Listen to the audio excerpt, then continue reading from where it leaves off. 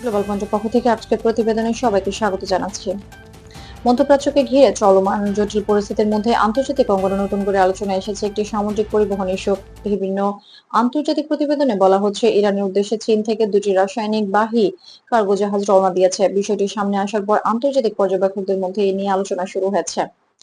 প্রকাশিত তথ্য অনুযায়ী যুক্তরাষ্ট্র ও ইসরায়েলের সঙ্গে চলমান সংঘাতপূর্ণ পরিস্থিতির সময়ে এই দুটি কার্গো জাহাজ চীন থেকে যাত্রা শুরু করেছে বলে দাবি করা হয়েছে।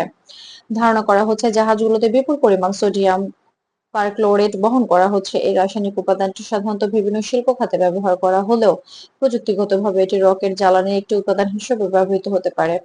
মার্কিন সংবাদ মাধ্যম দ্য ওয়াশিংটন পোস্টে প্রকাশিত একটি প্রতিবেদনে এই তথ্য উঠে এসেছে বলে উল্লেখ করা হয়েছে। প্রতিবেদনে বলা হয়, জাহাজ দুটির মালিক ইরানের একটি শিপিং কোম্পানির আইআরআইএসএল বা ইসলামিক রিপাবলিকান আর ইরান শিপিং লাইন্স। এই কোম্পানিটি অতীতে যুক্তরাষ্ট্রের বিভিন্ন নিষেধাজ্ঞার আওতায় এসেছে বলে আন্তর্জাতিক প্রতিবেদনে উল্লেখ করা হয়েছে।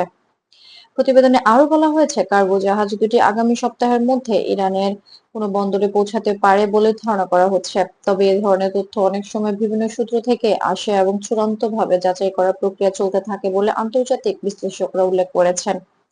বিশেষজ্ঞদের মতে, সোডিয়াম পারক্লোরেট এমন একটি রাসায়নিক বা আন্তর্জাতিক বাণিজ্যে বহু শিল্প খাতে ব্যবহৃত হয়। এটি আতশবাজি, মহাকাশ প্রযুক্তি গবেষণা এবং বিভিন্ন শিল্প উৎপাদন প্রক্রিয়া ব্যবহৃত হতে পারে। একই সঙ্গে কিছু ক্ষেত্রে এটি রকেট প্রযুক্তির সঙ্গেও যুক্ত থাকতে পারে। এই কারণে আন্তর্জাতিক পর্যবেক্ষকরা এই ধরনের রাসায়নিক পরিবহনকে অনেক সময় বিশেষ নজরে রাখেন। আন্তর্জাতিকভাবে রাসায়নিক উপাদান নিয়ে বেশ কিছু নিয়ন্ত্রক কাঠামো রয়েছে। এর মধ্যে অন্যতম হলো কেমিক্যাল ওয়েপন্স কনভেনশন বা সিডব্লিউসি।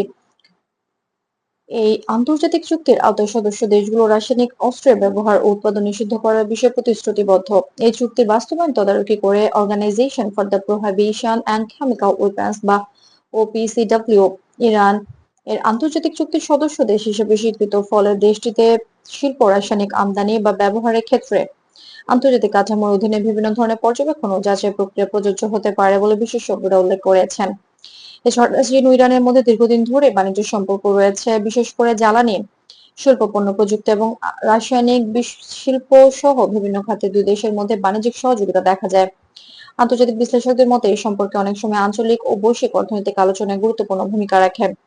বিশেষজ্ঞরা আরো বলেন, যখন কোনো সংবেদনশীল বা দ্বৈত ব্যবহারযোগ্য রাসায়নিক আন্তর্জাতিক পরিবহন করা হয়, তখন তা প্রায়ই আন্তর্জাতিক পর্যবেক্ষকদের নজরে আসে, কারণ এসব উপাদান শিল্প ও বৈজ্ঞানিক গবেষণায় ব্যবহৃত হলেও কিছু ক্ষেত্রে নিরাপত্তা সংক্রান্ত আলোচনায় যুক্ত হতে পারে। এ কারণে আন্তর্জাতিক সংস্থাগুলো সাধারণত এমন বিষয়গুলোর ক্ষেত্রে স্বচ্ছতা যাচাই এবং আন্তর্জাতিক নিয়মকানুন অনুসরণের উপর গুরুত্ব দেয়। ফলে এ ধরনের ঘটনায় বিভিন্ন দেশের বিশ্লেষক এবং নীতি নির্ধারকেরা পরিস্থিতি পর্যবেক্ষণ করে থাকেন। সব মিলিয়ে বলা যায়, চীন থেকে ইরানের উদ্দেশ্যে রাসায়নিক বাহী কার্গো যাত্রার খবর আন্তর্জাতিক অঙ্গনে নতুন করে আলোচনা তৈরি করেছে। তবে বিষয়টি প্রকৃত প্রভাব বোঝার জন্য আন্তর্জাতিক পর্যবেক্ষণ এবং যাচাই প্রক্রিয়া গুরুত্বপূর্ণ বলে মনে করছেন বিশ্লেষকরা।